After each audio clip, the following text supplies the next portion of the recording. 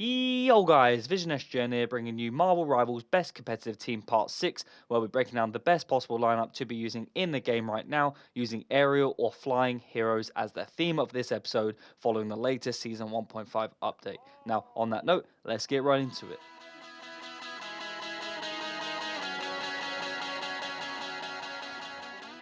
Now, as usual with the previous episodes, I'll explain how to use each of the 6 heroes in this video based on their roles, whilst also identifying what adjustments you'll want to consider, explaining when you'd make them and why. Now, as for the roster itself, I won't be going over a guide as such on all of their abilities individually, as I've made separate guides for them all on my channel, and for the most part, I'm assuming that anyone watching this video and learning about the best comp lineups to be using right now, following the latest update, is already fully aware of all of the heroes and their abilities, and for the most part, this lineup can be used in competitive at most ranks, with the aim of this episode to explore using newly added heroes, as well as the team-ups, and of course, experimenting with a different type and more unique lineup, where you would experience a completely different style and dynamic to the game, relying on their mobility, their evasive abilities, as well as their snipe capabilities to win you games. Now, in this video and going forward, which I mentioned in the previous episode, number 5, I'm going to try and implement different and more unique lineups going forward for future episodes, which you can try out for yourselves, and hopefully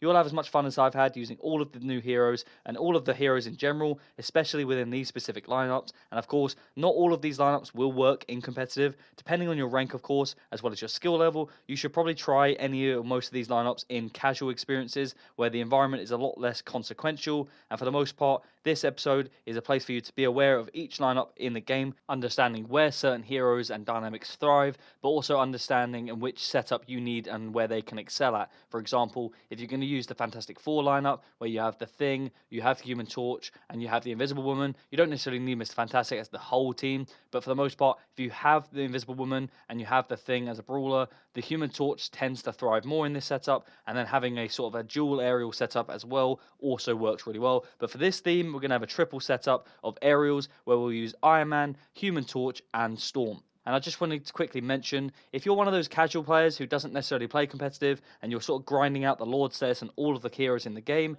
this should help you, and I really hope it does, in understanding which lineup each of these heroes work and also how to excel using these heroes. For example, if you're using Human Torch and you have someone that's playing Storm, he will work really well in that setup. And likewise, if you have someone playing Invisible Woman, you definitely want to try use the Human Torch in that setup. So just a little tip to help you guys earn the Lord status a little bit faster. Now, as for this lineup and getting back to episode 6, as usual, we'll be starting with the tanks, and like with episode 5, my previous episode, we'll be using just a 1 tank setup, and this will also be using the Thing. Now, the Thing will be responsible for point pressure, crowd control, and brawling with both backline and sort of tanky players himself. He'll be disrupting the counter snipes so that your aerials can thrive. Now, as for the second player on this team, you will have a 3 DPS setup where you'll have the Human Torch, who will be your aerial support, damage over time expert, also known as Dot, as well as containment using his abilities, and area of effect using his fire. As for the third hero you'll be using on this team and the second DPS, you'll be using Storm as also aerial support, damage and movement buffs that she provides for her abilities,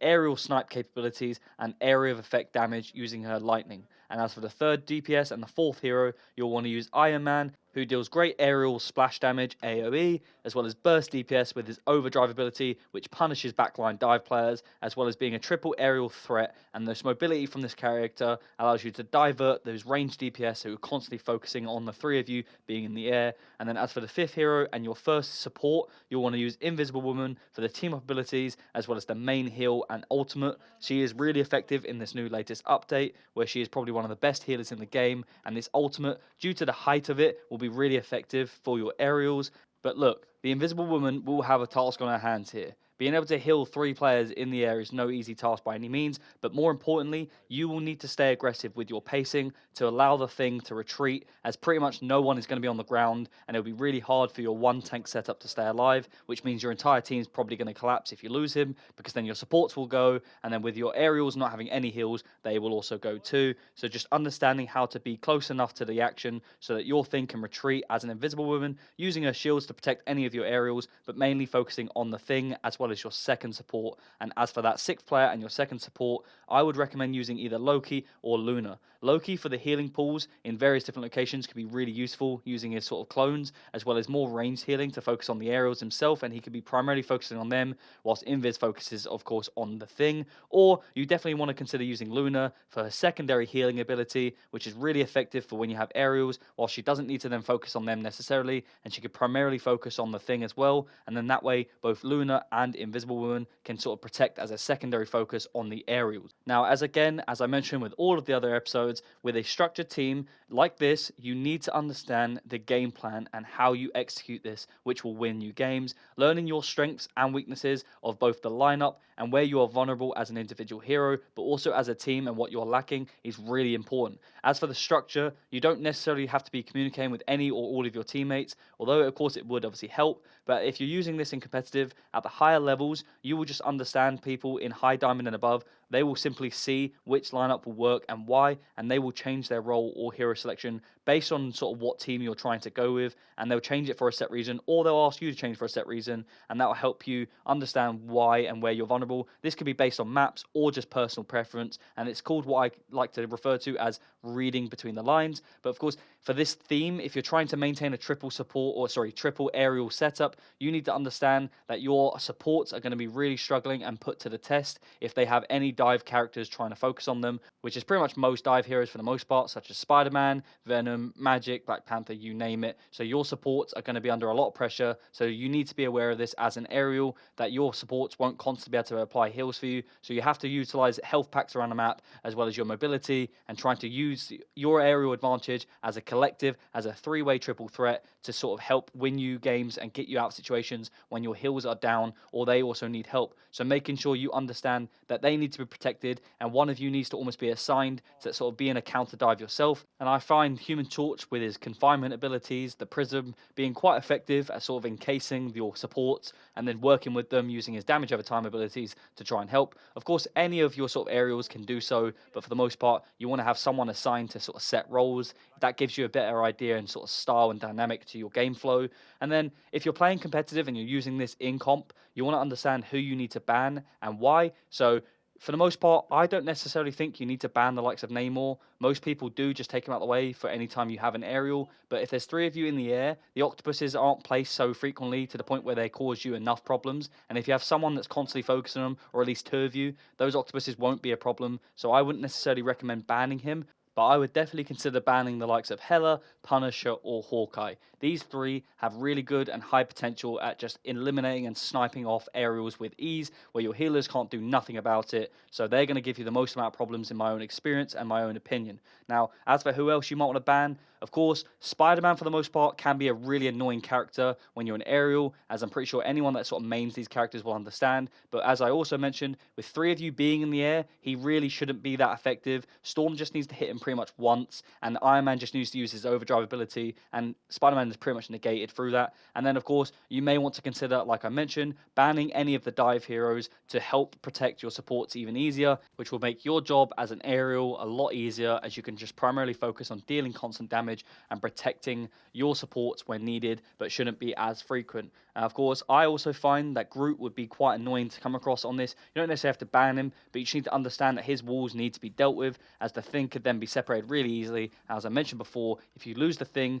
you're likely then going to lose your supports, and then of course that will lead to you all dying because the aerials will have no healing. Now, as for the adjustments and when you'd make them and why, starting with the thing, if the thing just isn't working or he's not effective due to him being isolated, or you just need to counter Groot, then I would consider changing your overall setup to a 2-2-2 setup, meaning you have two Vanguards, two Duelists, and two Strategists, or simply just have Storm change to Mr. Fantastic for a dual brawling setup, adding more pressure and maintaining that Fantastic Four team up. Now, of course, if you don't want to add brawling and you want to add maybe Groot for his walls and his separation ability, then have him as a solo tank, or just add the likes of Strange or Magneto for their shielding ability as a two tank setup alongside the thing, which therefore means For the Storm setup and for that adjustment, you would simply remove Storm for the likes of Mr. Fantastic if you need brawling, or if you have a 2-tank setup, then use Magneto Strange, or if you use a 1-tank setup with Groot as a solo tank, then change Storm to the likes of Wolverine to allow him to help pair with Groot to remove tanks, and then that way alleviates the frontline pressure. Then as for your third adjustment and your third hero, if you're going to change the Human Torch, you will need to understand your tank setup. So if you go with Groot as a solo tank and Wolverine as the backup, then change the Human Torch to the likes of Winter Soldier for his crowd control and pulling abilities, and also additional sustainability from a DPS point of view as only 1 tank in the setup. Or if you want to have Hela into the setup to help counter aerials on the other team, as well as the team up with Loki, who would be one of my adjustments down below for the strategist. Or if you simply have Magneto in the setup as the 2-tank setup, then consider having Scarlet Witch for her team up and being the Executioner, also known as a final hit specialist. As for the fourth adjustment for Iron Man, I would change Iron Man if needed to either a third support, adding Rocket for his team up with the Winter Soldier, or Jeff for his aerial heal capabilities and his Groot team up. Or if you have Groot, Wolverine, and Winter Soldier, then considering maybe adding the likes of Psylocke into this lineup as a hybrid duelist playstyle who provides both great range, close quarter abilities, and dive capabilities, as well as her evasion, which can be really useful in the setup. Or simply just use Star-Lord for the following Rebirth team up, and also for more mobility in this lineup if needed. Now, leading on to number 5 and that adjustment, I would probably stay Invisible Woman for the most part if you're going to maintain the thing and for the team up abilities, especially if you add the likes of Mr. Fantastic. But if she is just getting dove on by the likes of Spider-Man and a Venom setup, then consider changing to Mantis for her sleep ability that stuns them, acting as a counter dive, and also with the damage buff ability and her multi-heal ability. This is really useful, as well as the team up with the Rebirth with Adam Warlock and Star-Lord. So coming in at number 6 for the adjustments, if Luna's freeze ability isn't as effective at stopping counter dives as well, or the aerial setup changes so Luna's not as required, or Loki's just not as effective as well if he's being used, then same as this, I would then consider changing this character to the likes of Warlock, simply adding more snipe abilities using his scepter, and as well as the team ability that he provides for both Mantis and Star-Lord, and also his ultimate being a clutch ability, and the Rebirth as well. That adds a good clutch factor for this team. So if you're going to look at switching it all around, then using these 3 is really good for figuring out how to adjust to this current lineup.